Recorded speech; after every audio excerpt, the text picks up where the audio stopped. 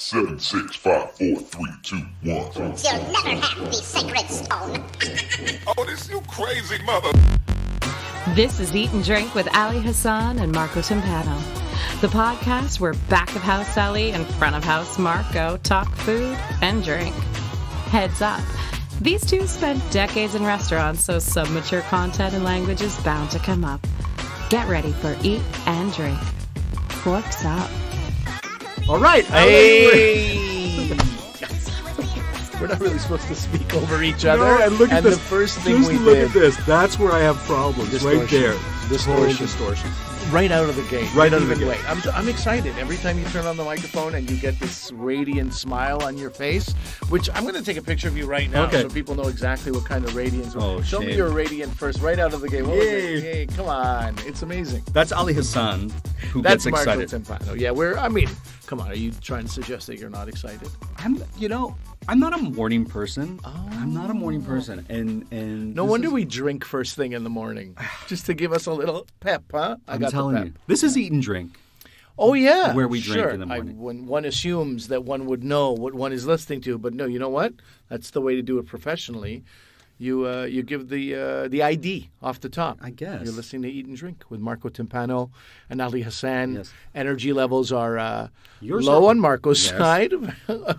Oddly high. High for no good reason. Actually, there may be a good reason. We're going to get into that. That's true. My energy, yeah. So before we get to the drink, we need to mention that you are currently on a restrictive diet. Okay? You buried the lead. No, you did the opposite of it. That's the thing. That's the reason my energy levels are good. Huh? Oh, is it because of your...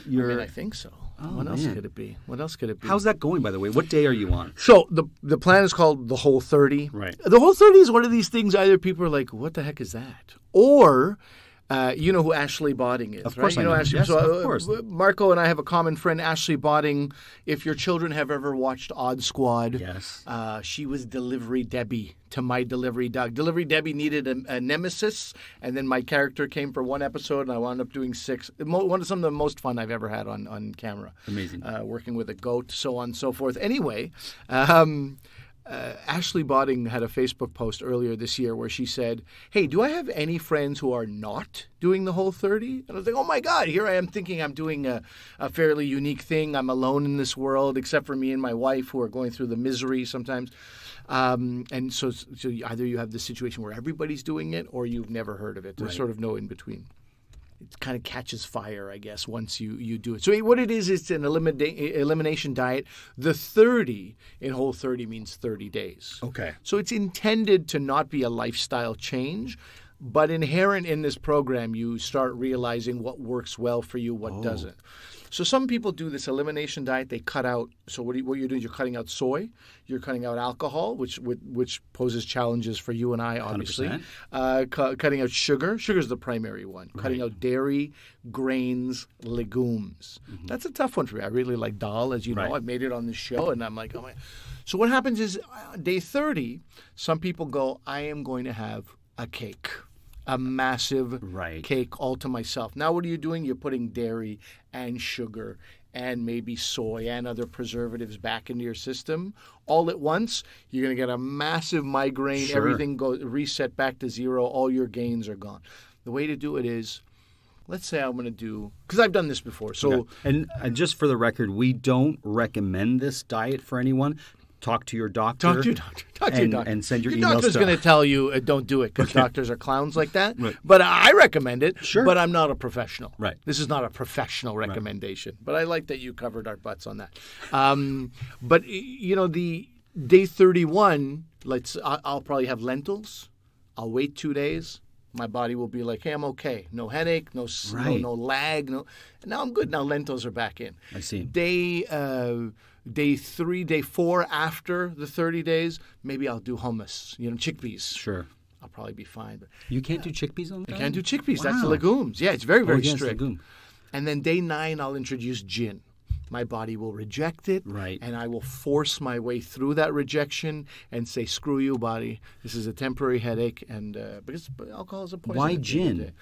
I mean, you know what happened last time? Why gin versus beer? I will tell you why. Right. Beer is my preferred drink. I think I've said this to you many times. Ad nauseum, probably I've said this. No.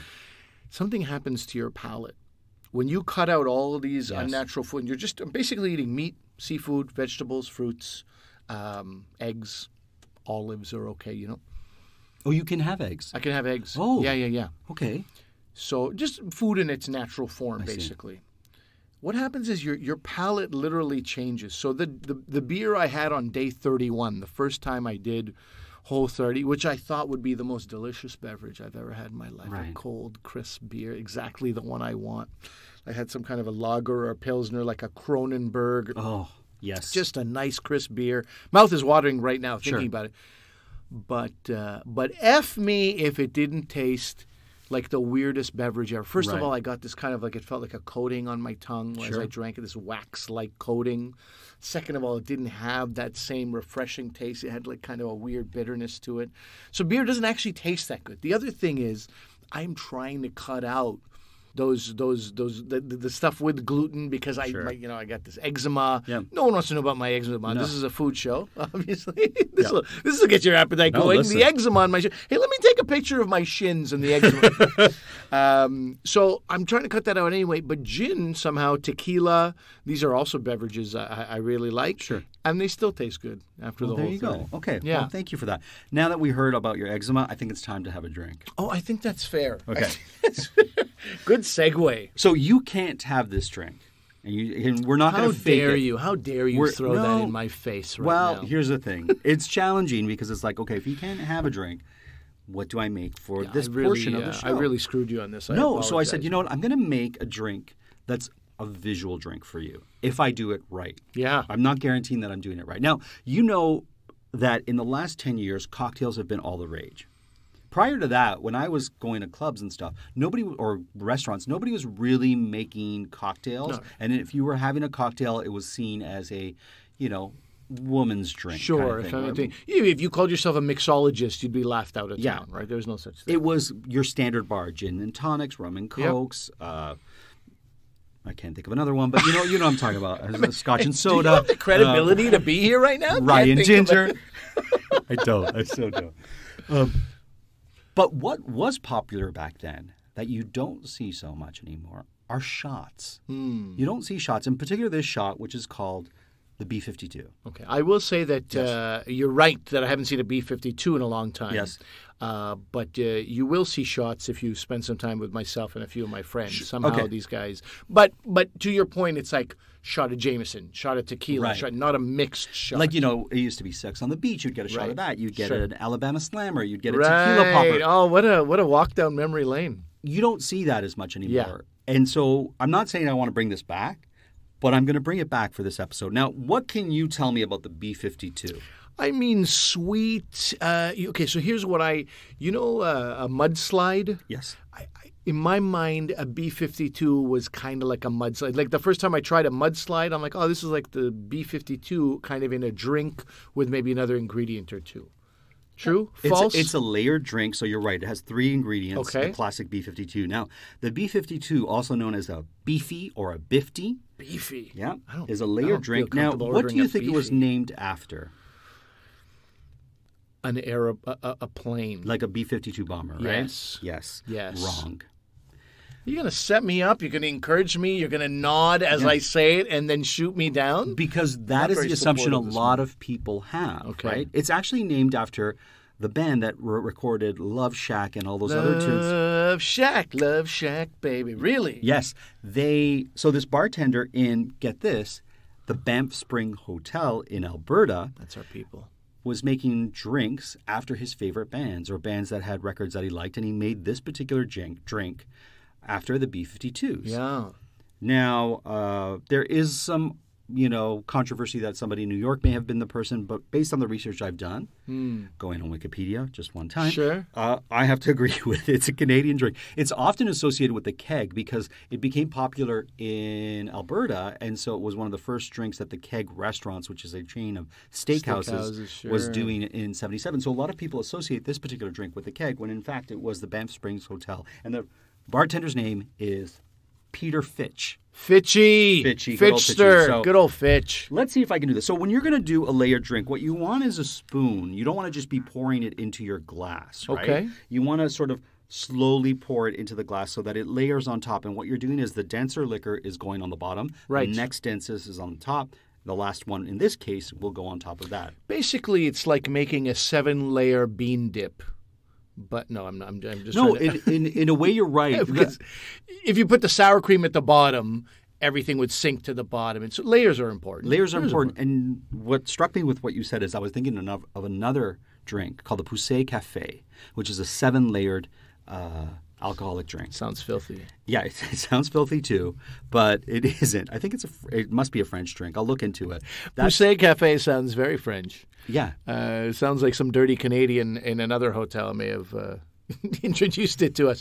But I was being facetious when I was trying to say it's the B-52 is the bean dip of drinks, which is that's not really doesn't sound like a compliment. No, but in fact, it's not actually. But in fact, we're layering, which is great. So what are you doing right now? So right now I'm spilling a little bit of it on the table. Yeah. But well, that goes without saying, Marco. I mean, okay. So what I've done is thank you for asking me that because I would have just done it. So I've taken a cocktail spoon, but you can use a small spoon like a tablespoon, an espresso spoon. But if you have a cocktail spoon, which is those long spoons that have a swirly twirl to it, you turn it upside down so that the back of the spoon or the rounded part of the spoon, the domey part of the spoon, is slightly in your shot glass. But now this is the first layer, so why do you need the spoon for your first layer? You probably don't. You know why you need it for the first layer? Because you don't necessarily want the Kalua, which is the first liquor you're going to put in, or any coffee base liquor, base liquor, to touch the rest of the glass. So otherwise, if I was to pour it, it would touch the rest of the glass and it might obscure the next ingredient that I'm putting in. Okay. So this is not a Kalua. This is something I've never seen before. Barista, which is made with Kona coffee, dark chocolate, and Caribbean amber rum. You son of a bitch. I really want to try this. Anyway, Whole 30. The Whole 30 continues. I did not... I couldn't find the Kalua. My wife claims that we have Kalua, and I was like, I'm just going to use this really expensive coffee liqueur that I really enjoy. Marco has a wife that's a liar, a pathological. I know liar. it's somewhere. Okay, so now this is where we see if I can master it. I'm going to put the next layer. I'm concerned because I think Kalua is probably thicker than this rum-based drink, but we're going to see. We're going to see. So Marco is now pouring Baileys, and you want to do it slowly.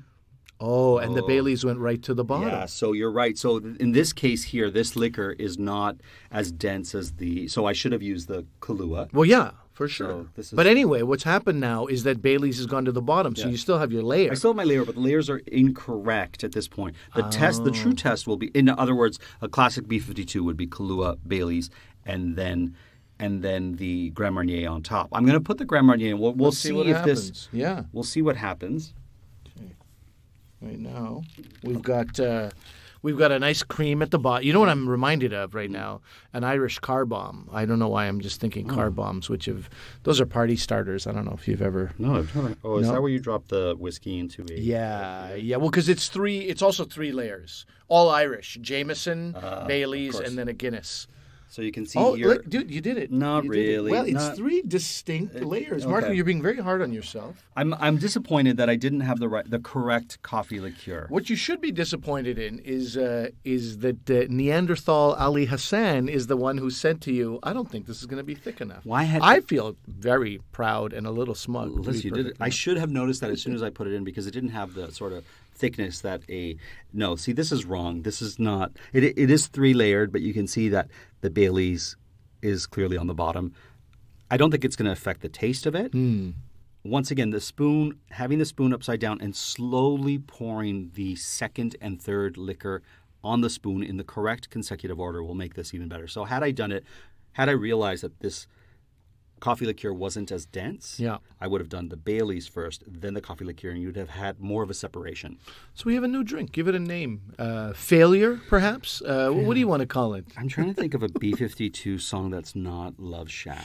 But there's no drink called the Love Shack, so you could actually call that the Love Shack. Enough. Take it. Maybe I'll call it REM. I prefer that band. All right, so I'm going to drink this and spill it on my computer because you can't. Yes, and drink for those of us who can't. Marco. So typically a layered drink if you were to have a Poussey Cafe, how you would drink it is you would drink one layer at a time. No, is that right? So you would have every flavor of the liquor. Now, that's not what the B-52 is traditionally drank as. It's kind of a shot. You shoot it back or whatnot. But I'm going to try it by drinking it one layer at a time. So you're going to have the Grand Marnier first. That's your top layer? Yeah, so I definitely get the Grand Marnier. Now I'm going to go for the next layer. That's your rum. So I'm getting the Grand Marnier and the rum. Okay. So this is actually, I would say this is a nice sipping cocktail. Yeah. Now I'm going to go for the Baileys. And now you get the flavor of all three. I see your energy peaking now, too. I feel you just livened up.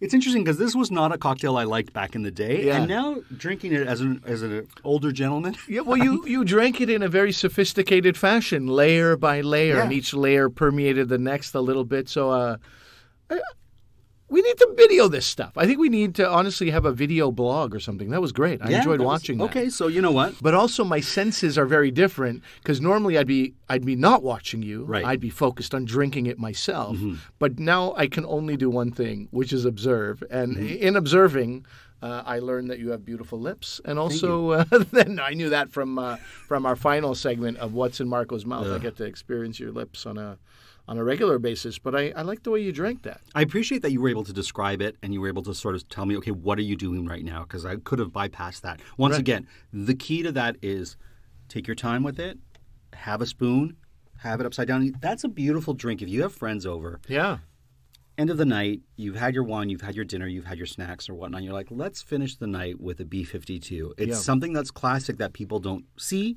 so often anymore, and it takes a bit of time, and if you do it right, it's really impressive. So I think what we did right now is the old in the Indian Pakistani household, and I know Italians do this too. Mm-hmm. Let's say you're a Pakistani family, you've made kebabs, and then somebody drops the kebab tray on the ground, and now a bunch of them are broken. You go, you know what? Meatballs. Let's put them in a tomato sauce, a curry sauce. We were never having kebabs to begin with. That's kind of what happened here. We started with B-52s.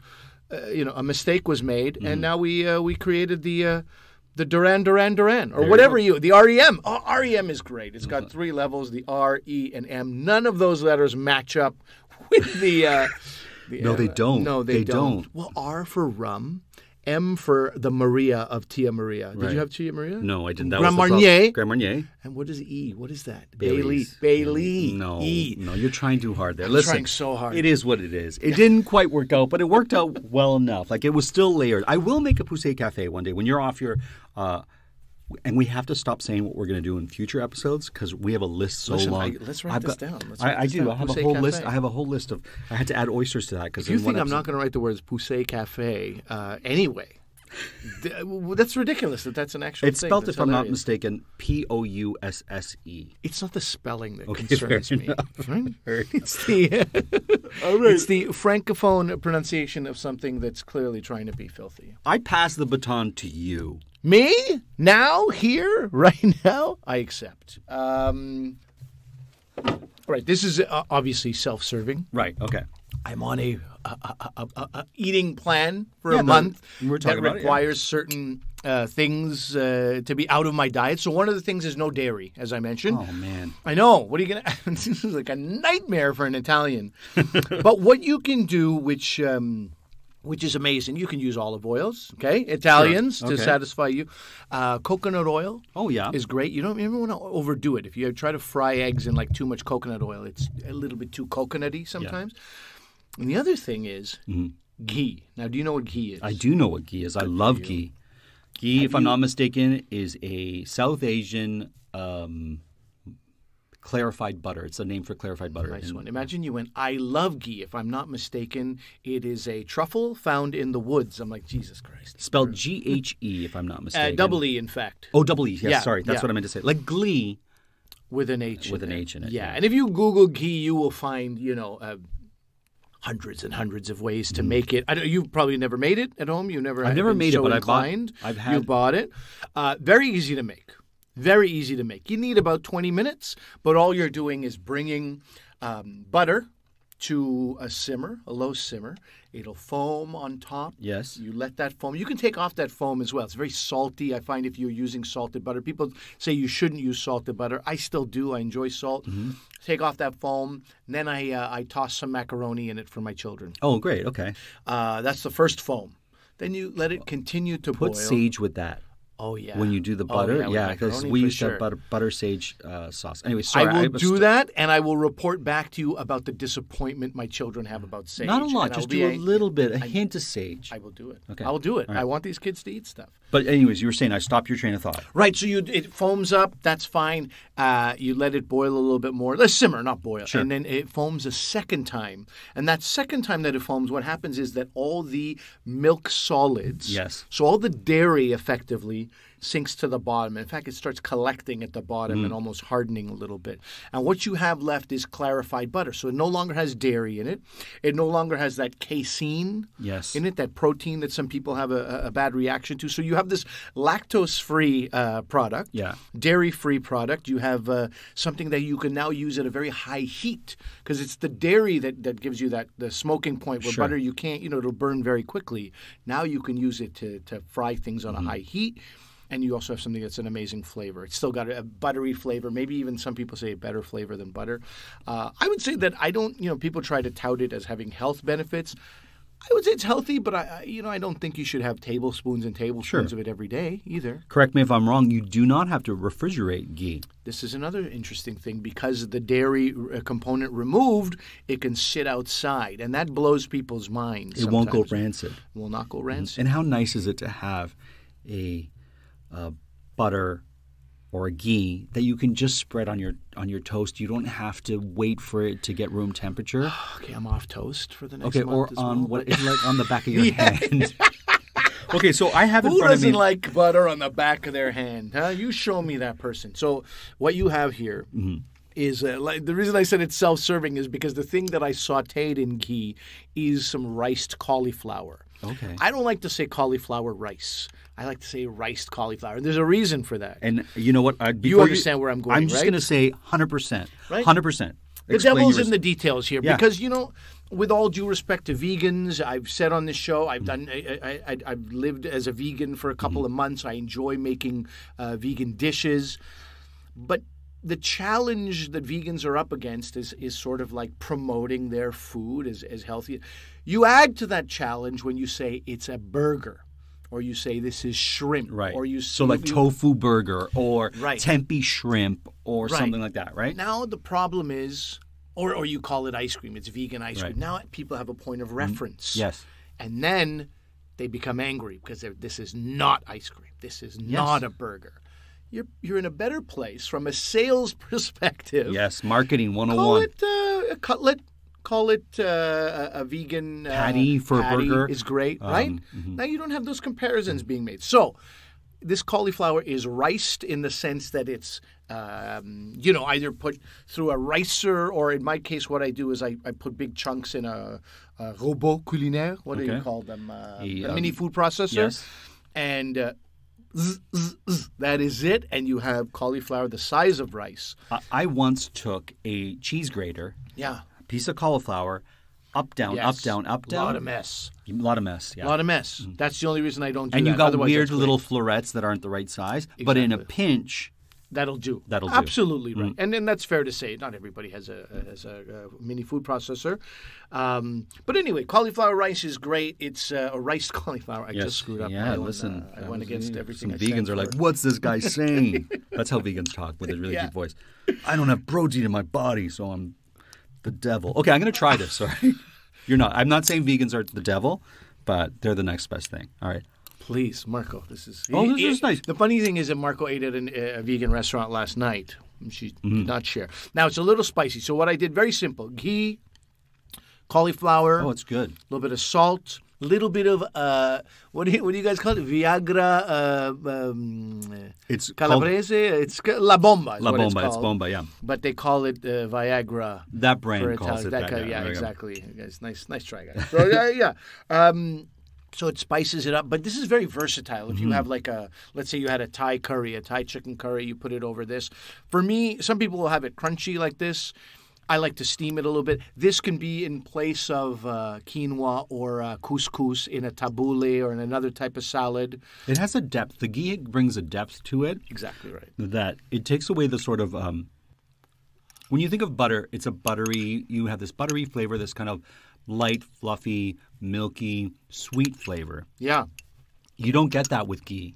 You get more of a robust, savory, intense flavor. Like it. What's nice about it is it holds up to the spice in this case. Yeah.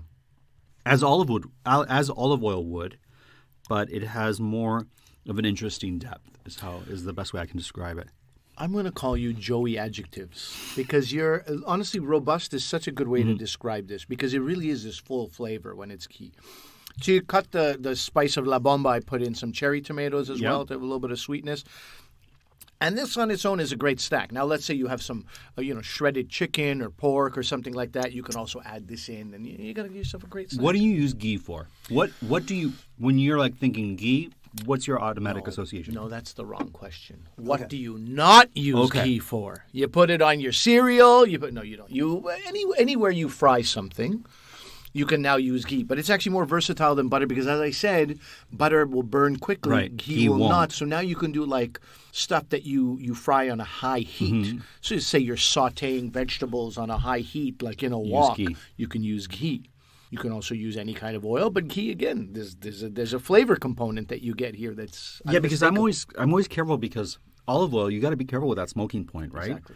And I have other oils like avocado oil I wouldn't dare use, and there's certain oils I don't want to use because they're not supposed to be like safflower oil or other oils. They're not supposed to be good for you per se, right? So I do like a coconut oil, but like you said, too much coconut oil in with eggs, all of a sudden you've got this sweet egg thing. Ghee would be a better substitute. Right. And here, just to give did you make this ghee? I did make this ghee. Oh, this is awesome. What am I, savage? I'm not going to make my own ghee? It has a wonderful smell to it. Yeah. I like the smell. I can see how people might not, but it's beautiful. Yeah. No, I like it as well. And so this is the thing that you were talking about. This is the thing that, and I'll have pictures of this on our site. This is the thing, just sits on your counter, right? And how long would that last you? So you have a little like jam jar of ghee. How long would that last you in your home? I mean, this is at least 250 mil, 300 mil. Yep. This will, for me, look, if I wasn't doing the whole 30, it could last over 2 months. Okay. Right? Because I use it in So you don't moderation need because I have much. other things. You don't need much. But right now, because we're doing the whole 30 and every time we make eggs, this is there. Cauliflower rice, this is there. Sometimes it's mixed with coconut oil. Sometimes it's mixed with olive oil. So this will, 2 weeks, and this jar will be done. Amazing. Can you have honey in your whole 30? Cannot have honey because honey is sugar. What's the sweetest? What's the sweetest thing you can have? I can have a date. A date. Yeah. Okay. Date sugar. That's kind of defeating the process, defeating the purpose okay. a little bit. Yeah. So, if you're like in a pinch, what we have is this massive bag of dried mangoes. Okay. Just mango. That's the only ingredient. So you have it, but it is very sweet. It's like candy sweet. So you're like, maybe I'm not doing what I'm supposed to do here. I'm just thinking of what you could put with that. It seems so versatile. Look, absolutely. Just a piece of sourdough bread toasted and you put ghee on it. It's amazing. But anywhere else you should. Egg fried, like scrambled or actually fried eggs in ghee, really one of my favorite things. But you get too used to it, then you go have 2 fried eggs in a restaurant, and you're like, where's the flavor? Could have used ghee, you know what I mean? So you don't want to be too snobby about it. But I really love this stuff, and you're supposed to have a lot of health benefits. Obviously, there's those cooking benefits that it has above butter, and if you're trying to cut out dairy, if you find dairy is inflammatory or whatever the case is. So for someone who's lactose or who has issues with dairy, try ghee. Especially because my brother-in-law has issues with dairy and he doesn't like coconut oil. And he's Italian? No. No, he's Greek. Okay. Yeah. Okay. Yeah. Now, feta probably works with him. I find that a lot of people who have lactose issues, somehow sheep's milk, goat's milk, not an issue. He doesn't like cheese. He has a problem with cheese. Well, that guy can take a hike. That's what I say. Right? That's what I say. Well, sometimes we'll be having, he's like, I don't understand how you can eat this cheese. I'm like, it's Parmigiano Reggiano. It's my favorite cheese. Don't diss it in front of me. Right. Not in my home. Not you in don't my come to my home and talk ill about cheese. No. I got to say, this ghee and this dish you made, on point. Thank you. And you know what, Marco, usually you take one bite and then you put it aside. And I'm like, this guy didn't like that. But this time you've gone in 3 times. So I know I have the proof in front of my eyes. That, it really elevates. Riced cauliflower, you can imagine how bland that can be. Yeah. A little bit of ghee, a little bit of pepperoncino or hot peppers or chilies or whatever spice you can handle.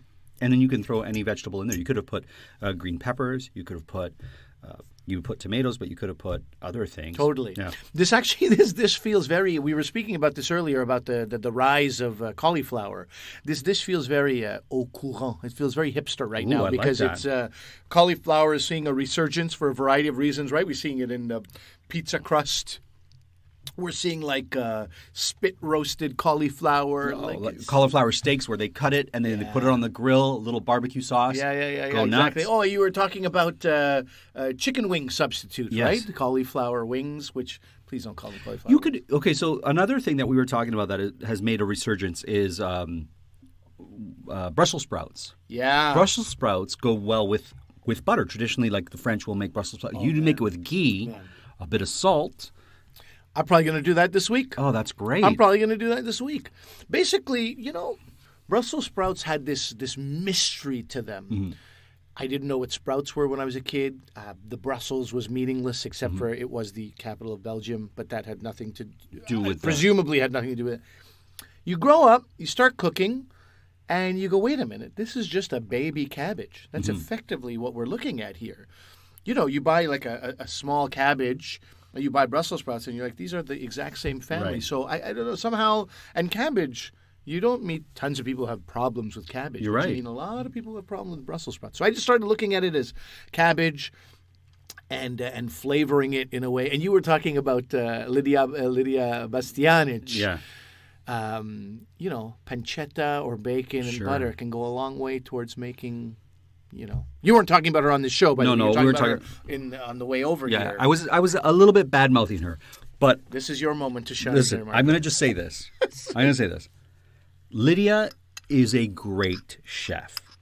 As much as she can sometimes get on my nerves, I was watching her last night, and I was like, this woman knows what she's doing. She was doing food combinations. For me, it's especially with Italian food.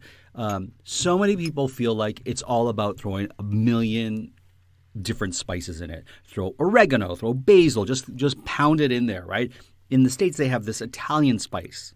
Italians, you would never go in Italy and be like, I need Italian spice, which is like, onion powder, garlic powder. And it's like, no. That's not the way we do it. Right. I love a chef who just uses the right spice or the right what would you say, like sage and thyme? Those aren't spices. Herbs. The right herbs with the dishes, and she just does it. And she's like, and this dish just gets thyme, and it's like, that's right, thyme and salt. It doesn't need more than that. Yeah. Don't kill it. So props out to her, even though it was bad mouthing her in your car. Why does she get on your nerves? She doesn't. She okay. really doesn't get on my nerves, but sometimes it's like I watch her show and she's a little bit too happy, and this whole tutti a tavola stuff, she's kind of used it. She's kind of like, I know it's her thing. What is tutti tavola? Tutti a tavola means everybody to the table. So it would be something that a mom would say to the family. It's like, the dinner's ready, tutti a tavola. And it would be a casual thing. You wouldn't Dinner say it. time. You wouldn't necessarily see it. I guess you could if you were having guests over for dinner and you were making a dinner and it was ready. You could say tutti a tavola, and it just means that like everybody come to the table. Sure. It's time to eat, right? So I just feel like she leans in on that a bit much. So The word tutti is getting around. I think we've spoken about this. What does tutti matti mean? everybody's tutti means everyone. Everything, everyone. Everyone, Yeah. right? Tutti. So tutti frutti or tutti frutti means all the fruits. Yeah. Every fruit. Right. All the fruits. And matti? Matti means crazy. It's Oh, another is that way. right? It's That's another a way weird to say. restaurant name. Yeah, it's another way to say. So pazzi is also crazy. Pazzo or pazza. Yes, In the plural form is pazzi. Matto or matta. I think it's a Tuscan word. Becomes matti. So because it's a Tuscan word, it becomes a standard Italian word because the Tuscan dialect has become what we use as standard Italian, and therefore you can use both words to mean crazy. And that's a restaurant name. Yeah, in Toronto. in Toronto. Right? Yeah, and Okay, everyone's crazy. I've met the chef. Yeah, Okay. and it's a Tuscan. It's actually a Tuscan, and that's why the cinghiale, the boar, the wild boar, is their symbol, or like I think is their Because the boar emblem. is a little bit crazy. Well, yes, and because it's Tuscan- a Tuscan delicacy, right? Side note, unfortunate side note, tutti, Yeah. if you were a Punjabi speaker, Oh. you would read it as tutti, which means a big heaping pile of shit. Really? Yeah, very unfortunate. Oh, that's interesting. And matti is like like dirt. So a dirty heaping pile of Tatti shit. matti means like dirty shit. Basically. What an unfortunate name for a restaurant. If that place wanted to make sure it had no Punjabi speakers in it, it did a great job. Well, imagine that restaurant became huge, right? Yeah. Like an East Side Mario's or something, and it traveled all over the world. But they're like, I don't know why we can't make it in the South Asian market. Exactly. It's that old Chevy Nova thing in Mexico. Do you remember that story? Nova means no go. This car's not going to go. So they were like, the Chevy Nova had to become something else in Mexico. Tutti matti would have to be something very different in India once it gets there. Anyway. That's amazing. It's putting the cart before the horse. That's amazing. Tutti matti, great. All the best to you. There you go. From Ghee all the way to here. This is one of the things I love about this podcast. I just want to mention before we go to our next segment, you can email us at podcasteatdrink@gmail.com. We never mention it on our show. We're always like, look in the show notes. I figured at least one show I'm going to mention it. Podcasteatdrink@gmail.com. Twitter is podcasteatdrink. Instagram, podcasteatdrink. Facebook. Tell me about Facebook. Podcast Eat Drink. All right. It's the whole 9 yards. So email us if you want to see an item featured on this show. Yeah. Email us if you want to see a cocktail featured on the show. If you have a correction on something we've made or said, let us know. We'll ignore it, but let us know nonetheless. We won't ignore it. We will highlight it. We will mock ourselves and then maybe mock you for reasons that are completely unjustified. But write in. Come on. Don't let that discourage you. Speaking of being mocked. Yeah, here we go. What is in Marco's mouth? What's in Marco's mouth? That's right. What's in Marco's mouth? It's nothing dirty. Will he guess it? Will he mess it? Let's find out. What's in Marco's mouth? Okay. It's the most wonderful time. It's the happiest time. It's good for me, but you're never keen on this. But I like this. It's not even December yet. This. Okay. Wait, I gotta take a picture of your. I need to take pictures of you. We'll do that, but I feel like you're the model here. I gotta wear a toque or something because I know I'm gonna look like hell in these pictures. I gotta show you this picture afterwards. Okay. Anyway, this is great. All right, so. What's in Marco's mouth? Here we go. You ready? I'm ready. Coming. Okay. The forkful's coming your way. This is a thing with a. Well, you know what? I'll give you hints afterwards. First, you try it, and then we'll see what happens. Let's make sure it's not too hot. I've already given you a clue. Well, I've got my mouth open for time. All this time. I had my mouth open. You're like, okay, let me know when to open my mouth. You open your mouth, and it's here, and it's going in. It's like feeding a child. Okay. Is it too hot, by the way? No, it's mushy.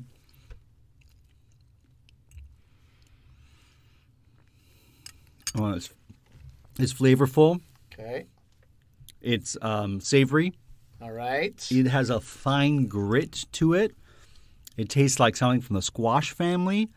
There's definitely ghee in it. Definitely ghee in it. Definitely ghee in it. Had I not fed you ghee earlier today, you would have had no idea there's ghee in it. It has salt, a little bit of salt. It could have used a pinch more for my liking. Okay, I have another taste of it. All right, now we're critiquing what's in his mouth. All right. Okay. Oh, man. Let me know when I should be opening my mouth. Okay, here we go. Open up. Okay. Well, that's a big piece. Okay. Now you critique the salt content. That's what you get now. That's why I like this too. It's a little bit. I can be spiteful. Okay, so now I got little chunks of things in it, and so it's been pureed. I know this flavor so well. I know it.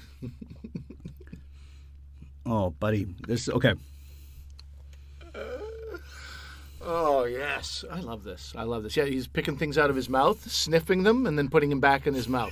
Normally, this is like not something you would do. This is like the most grotesque thing. Yeah. Okay, I got one more. You go one more? Okay. One more stab at it. I only get 3 tastes. This one might have a little bit more salt for you. Okay, open up.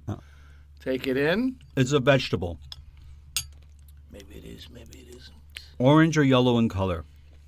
Oh, I love that you know the color even with a blindfold on. Look at you. I'm trying to taste like, what is it? It's a fall dish. It's a fall vegetable. I'm trying to talk my way through it. Yeah. It's a root vegetable. It is. It's a root vegetable. It's a turnip. It's a pureed turnip with ghee, salt, and a spice I can't really tell. I want to say turmeric or cumin. That's my final answer. I'm going to Final answer. Take it off. What it is it's sweet potato. And it's sweet potato sautéed in ghee, as per your earlier assessment. A little bit of coconut oil in there, too.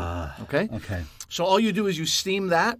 It gets soft. You mush it, and to that mush you add salt, and you add some parsley. And to throw you off the scent, I added some pepitas, some pumpkin seeds. I mean, come on. Like, what are you doing? Listen, if you had said sweet potato, we would have been off to the races. Okay. I did say orange, though. I did say it was orange. You said orange. Okay. You said fall. But you had it. Like this in vegetable. The squash family, you thought. But it's not squash. Okay. It's not, but I mean, who's going to, come on, squash. The pepitas threw me off because you know what happened? Mission accomplished. When I was crunching them, I was thinking, okay, it's a puree of something, and so then I was thinking root. It must be a root vegetable, and I was thinking, what is fibrous enough that can turn into mush? But you know what? Now that I think of it, it doesn't. I added a little bit of lime juice as Turnips well. don't turn into that. Okay. No. Okay. Turnips Listen. have a little bit of a bite to it. Hey, I feel like you did some good stuff here. I'm going to take that as a loss. Guys, thanks for coming out there. It's a loss. Okay, it's a loss. It's a loss. But great effort. Mm-hmm. You weren't off. I mean, how many ingredients are you expecting me to like? Sometimes it's like one thing. Sometimes it's one thing and it's easy. Sometimes it's what he's it is? going to get sweet potato. He got upset when I got. Not only did I get pomegranate, but I also got that it was in a container with cilantro. And you've been upset ever since then. And now I'm paying the price. I'm paying the price with my culinary tongue. That was great. I was like, no, there's no cilantro. And then I look at the container. I'm like, oh, yeah, this is the container I used for I tossed the salad in here earlier. Right on. Okay, great. Well, you've done very well for yourself, young man. So I'll tell people that this is, again, in ghee. If you don't have ghee, butter is great. Just big slices of sweet potato. Cover them. You kind of steam them in butter or ghee. Once they're soft enough, it's basically mashed potatoes, but it's mashed sweet potato. And then there's so many herbs that would be great here. Like chopped up basil would be fantastic here. Cilantro would be great. I had parsley. That's what I used. And then if you toast pepitas, I feel like it's a really nice addition to this. You really subtracted the sweetness of the yam, or the sweet potato, I should say. In this case, that threw me off because sweet potato has such a distinct flavor, you know right away, right? But with all the ingredients that you added to it, it really brought it to savory. Right. I never understand when people make sweet potatoes and they add sweetness to it. My wife will do it. She'll put candied yams are a mystery to me as well. What are we doing here? You know, in the U.S., happy Thanksgiving, by the way, because people will be listening in the U.S., and it will be their Thanksgiving. We Canadians celebrate in October in case they're like, what is he talking about? Thanksgiving is Thanksgiving. Thanksgiving #1, we call it. Yes, the first Thanksgiving. Kind of like the first Noel. But so they'll put like marshmallows on top of. That's obscene. Yeah. Well, I don't know if it's obscene. I'm telling you that it's obscene, and you've got to believe me. Have you had it though? I mean, I'll do it. I had a sweet potato pie, and it was fantastic. Okay, I've had sweet potato pie. And? It's okay. Okay, fair enough. I don't have a sweet tooth, right? Oh, so already I'm in a bad place. I have a sweet tooth. Why do you think I'm dragging the sweet out of this thing? What is your dessert go-to? What is your sweet go-to? Okay, so this is the lamest thing anyone's going to hear, but fresh fruit is always come on, that's lame. I know. That's just lame. I told you it was lame. I set it up by saying lame. Fresh fruit is #1. Right. #2. I don't count that. You don't count that. I don't count that. I call bullshit on that. Okay. #2 is cheese. Because the only thing that could have been worse would have been cheese or my wife. Okay? So like I'm talking sweet. I'm not talking like I want a sweet. Like what is your sweet? Cheese. I'm into cheese. You know what? Dark chocolate's okay. It's not too sweet. Get out of here. Get out of the studio. That's not. You can't. If the cacao is 99%. How about I make a creme brulee that's not too sweet. I make a ginger creme brulee. I make a mango creme brulee. Why don't you just spit in my face? You don't like creme brulee? I do like creme brulee, but the whole point of creme brulee is you brulee the sugar on top. What are you going to do? No. The sugar is there on top, but inside. Like, so sometimes you use a mango puree, like canned mangoes, and then they recommend a cup of sugar. I typically won't do that. I see what I'll you're have saying. A little Okay. bit, so it'll be lightly flavored. You don't like sweets at all. It's just not my thing. You know when I like sweets? I like sweets when I start giving up alcohol. And then my body is like, I'm like, oh my God, this is what it feels like to have a sweet tooth. Right now, I have given up alcohol on this whole 30 What's your thing, go-to but alcohol, though? Is it a sweeter alcohol? Like, is your go-to a rum? I do like rum. So But- that's okay. where I'll go in rum. But then Okay. rum and Coke gets too sweet for me. Okay. Rum and Coke's like, I can have one. Okay. Which is weird. In my 20s, it was like 5 rum and Cokes a night, and there was nothing but... What about when also- it's a Cuba Libre? 'Cause you I let the- like it because the lime Okay, cuts it, right? The right. lime cuts that sweet. It's Oh, better. man. Yeah. But I would rather have like a tequila-based drink, gin-based... I mean, I've had some stuff which is like sweet, and it's great, but when it's too sweet, I'm like, now I'm drinking. See, the what's dessert. interesting is that you're a very sweet person. Like, you've got a sweet disposition to you, Marco! right? And I'm a very bitter person, but I love sweets. I mean, I could eat. So you could There's say to something me, there. "Listen, I don't have dinner for you, but Yeah. I've got 4 rounds of sweet things, dessert," and I'd be like, "That's all I need." Or That's all. you might even say, only 4? Yeah. Yeah. Sometimes we I go know out you. we go out for dinner with friends, and they're all about the appetizers. And for me, it's like, let's save room for dessert, and nobody wants to save room for dessert. And Yeah. I always feel like a schmo when I'm like, I'll have a dessert and no one else is having the dessert. Yeah. So I look at my wife and I'm like, kind of like, have a dessert, split a dessert with me so I don't look like a schmo, right? Yeah. But 9 out of 10 times, we've eaten all the bullshit appetizers, olives in a bowl, dried chickpeas, some charcuterie, whatever. But we don't have room for dessert. And that, my That's so friend, funny. is a crime. That's so funny that you look at it like, I ate all your bullshit appetizers Yeah. off the top. I did that for you. Yeah. Now you help me, Yeah. and you eat some dessert with me. That's very funny. For me, a charcuterie board is one of the most bullshit things around, and we'll talk about it in a future We episode. will, and okay? we'll I'm going also to leave you with that address- controversy. I love it. I love that you're saying that. I'm just going to because set a that's- fire and leave. That is a tremendous statement. Yep. It's ballsy. It's offensive. It's edgy, and, Yeah. and that's what we There's need. gonna be chefs who- Also, inappropriate is your pronunciation of charcuterie. But anyway, Oh. Right? We got a lot to talk about. Yeah, We got a okay. lot- Stay tuned for the charcuterie episode. This has been Eat and Drink. We hope you enjoyed yourself. I had fun. I had a great time too, and I'm sorry I couldn't drink your drink, but I feel like I witnessed you in your error. Mm-hmm. Hey, Marco makes errors. You know, he's only human. This is what he does. This is part of his thing. But in your error, you made a great drink. I feel like Ghee. There will be people who haven't thought about it in a long time. There will be people who didn't know what it was, and I think it'll spike some curiosity at least. When you're off your 30-day challenge or Which whatever is the very fuck soon. it's called, It's coming up. Yes. we're going to go to a bar. We're going to order B-52s. We're going to send the first one back because I know it's going to be wrong. And then you and I are going to send B-52s just to pour Wow, what kind of people would we be if we send a B-52 back? This B-52 is not for my This liking. is not layered in a manner in which I'm accustomed. All right, have a great rest of your day, folks. Enjoy yourselves, guys.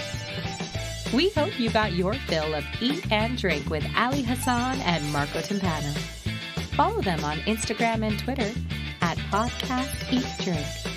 Email them your cocktail and food suggestions to podcasteatdrink@gmail.com. Until the next episode, bottoms up.